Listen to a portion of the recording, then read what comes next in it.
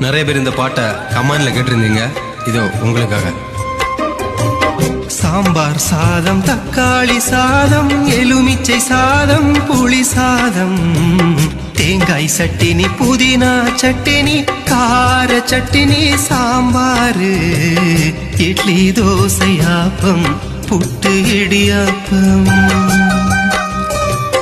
பானிபூரி, காளான், நூடுல்ஸ், பிரியாணி, மசால் தோசை, சப்பாத்தி, பூரி, புரோட்டா, பொங்கல், ஊத்தப்பம், பஜ்ஜி, போண்டா, மெதுவடை, காரவடை, உண்ணியப்பம், கொழுக்கட்டை, ஆம்லேட்டு, மீன் குழம்பு, சோறு, ரசம், கோழிக்கறி, முட்டை குழம்பு, துவையல், ஆட்டுக்கால் சூப்பு.